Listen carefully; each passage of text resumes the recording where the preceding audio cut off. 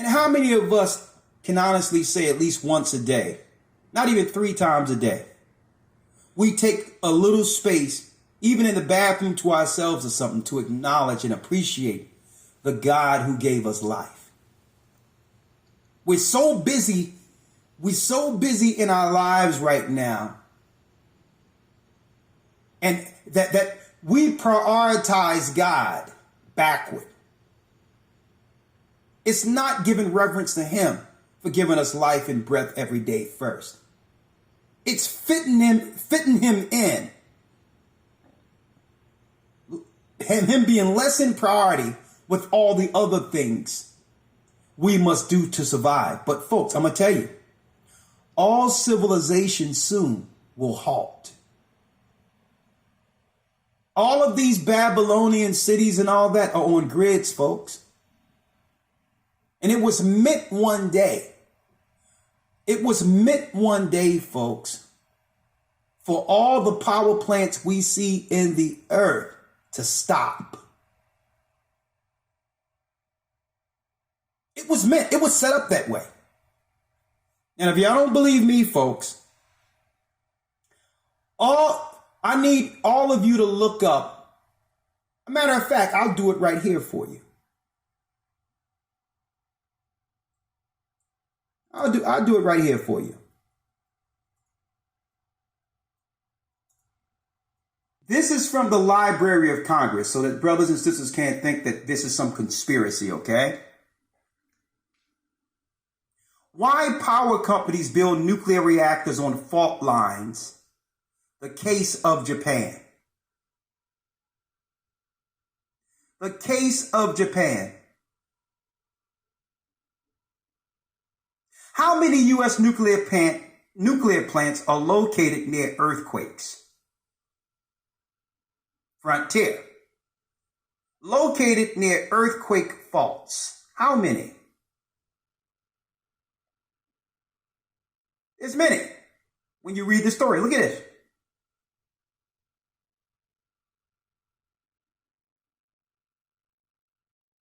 Right?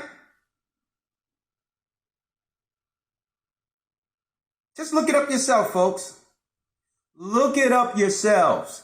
They've strategically built the nuclear plants on fault lines throughout the whole United States. One big earthquake will have it where it'll be what? A chain reaction with each power plant blowing, because they built the nuclear power plants on purpose near earthquake fault lines, where the Bible tells us, and I'm going to read it, that it's going to be a great stone. That means something's going to happen like an earthquake that's going to put a stone in the water, and eventually a tidal wave will happen, and America will be broken into 3 pieces.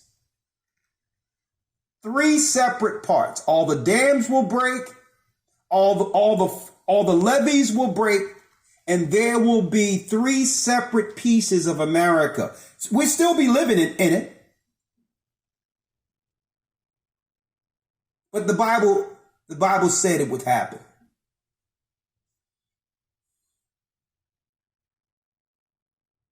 So when I said, brothers and sisters, that we prioritize God wrong, it's because of the things we have to do in a day, right? Well, when it goes down, folks, it's all going to stop. And whatever you would prioritize for a day will no longer exist. But he will. But he will. So if we get with him now, we'll be with him at the end of it.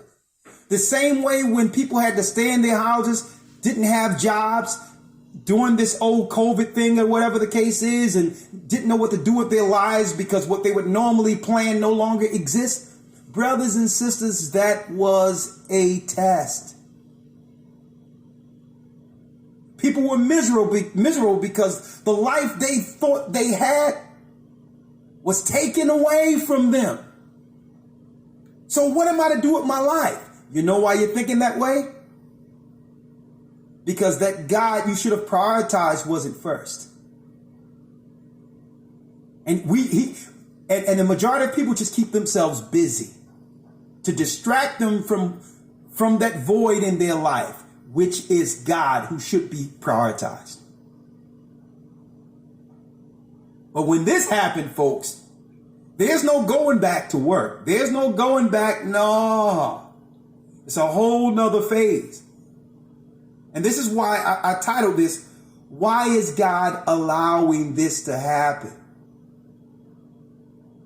He's allowing all this chaos to happen because there's liberty and freedom in between, in which we can choose him while there's an opportunity.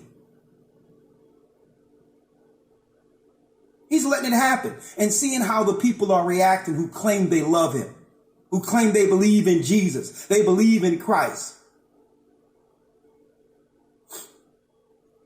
Elder Lloyd, let's go